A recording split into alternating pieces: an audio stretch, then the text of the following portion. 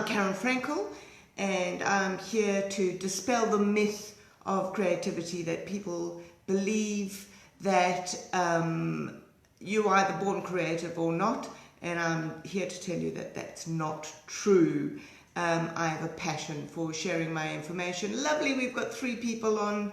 Hello Julie, welcome. Everyone, send me hearts, send me loves. Let me know if you can hear me clearly.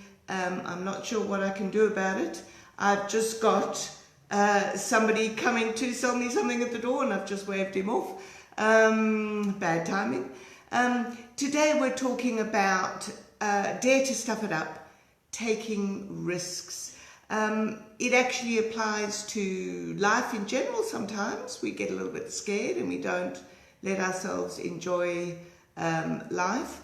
And in my case, obviously, today we're talking about taking risks in creativity, and the thing that stops us, that big white canvas that we come up against, or even a little piece of paper that we are so scared of stuffing it up.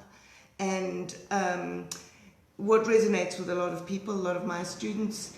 Oh, thank you, Tamara. Thank you for letting me know. That's great, Julie. Thank you. Welcome to the video.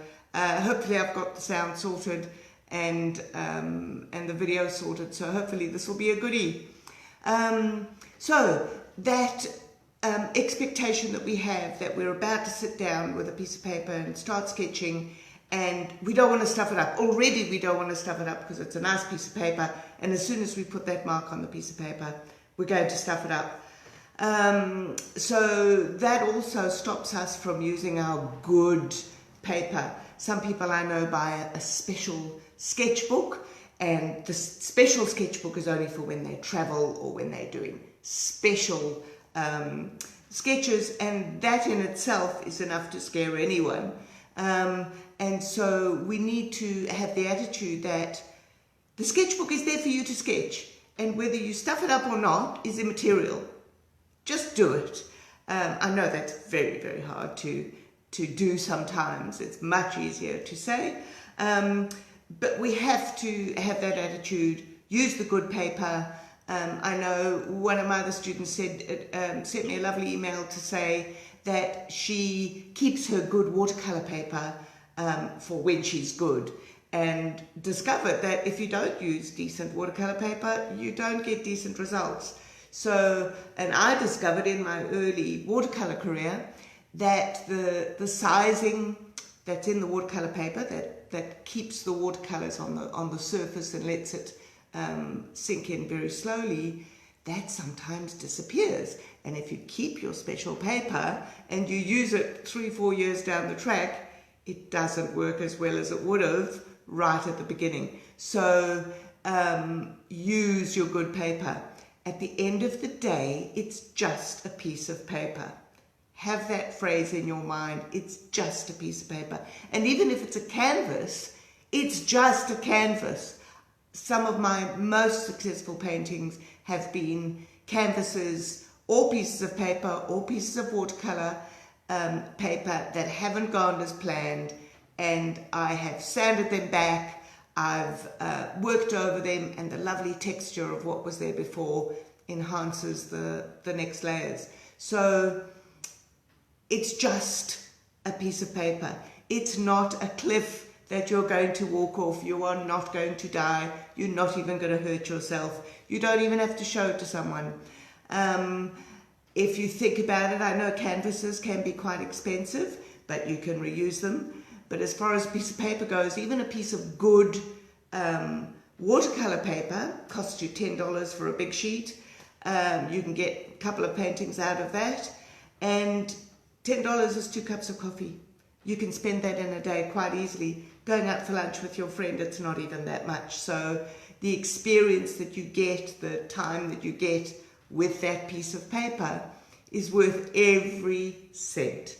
So now we come to dare to stuff it up.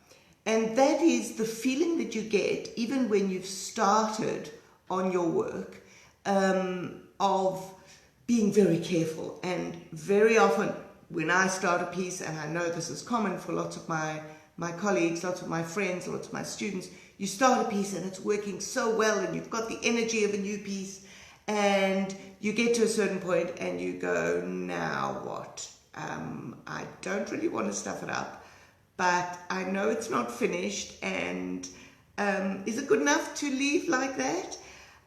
What do I do now? Or even if you do know what to do now, if you've got to put a wash of paint on it, big and scary, and now you can't rub away the wash of paint, whereas you could rub out your pencil. So it becomes very scary at that point. And that's where the dare to stuff it up comes in. You have to have that attitude. What's the worst that can happen? You can stuff it up. But what does that mean? What does stuffing it up mean? Stuffing it up means it's not going to be, it may not, if worst happens, it may not be what you expected it to be. You're going to spoil it. Well, spoiling it may actually take you on a different journey. So daring to spoil what you've done means that you have a preconceived idea of what you want this to look like. And that's fantastic. I don't mind that at all. I do that. We all do that. And we plan for certain outcomes.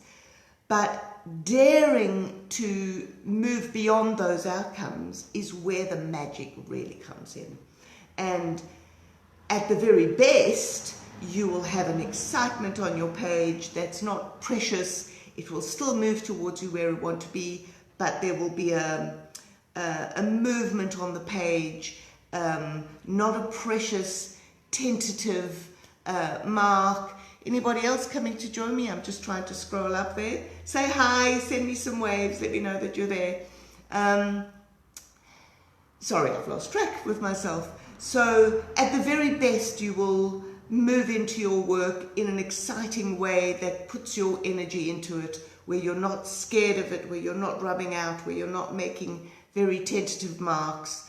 A bit like if you ever use a pen to sketch with, your brain kind of says, well, I know that I can't rub it out, so I'm just going to let you go and let you stuff it up if you're going to stuff it up. And what happens is something really exciting most often. So the best that can happen, it'll move forward better than you planned. The worst that can happen is you move forward in a different way. You get some challenges happening. You get some color on there that you don't like, and you go, maybe I can make that work for me. Or what happens if I scrub that back? Sorry about that. That's a new glitch for me to work out when my video pauses. I'm not quite sure what you're seeing on your side. Let me know. Does it go black and then come back to me? Anyway, if it's not something you like, that's when your creative problem solving comes in. So you can layer a piece of paper on that. You can get some pen sticks. You can wash a completely different color over it. You've stuffed it up already, so that means you can experiment without fear of stuffing it up again. So isn't that delightful? So again, some of the best creations happen when you are taking that risk. So if you've already, in your consideration, stuffed it up, then you can do lots of other things on top of it. I've had canvases that haven't been working, and I've put them under a tap, and I've scrubbed them with a scrubbing brush that's on a canvas. You can actually do that on good watercolor paper. I wouldn't advise that on cartridge paper, but what about, I think I might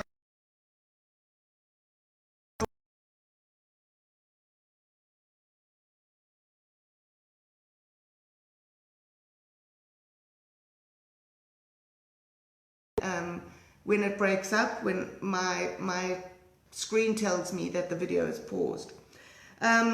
Okay, so to finish up, just in case it pauses again, it's been lovely speaking to you. Thanks for the people that are online now. I'd love you to watch in replay.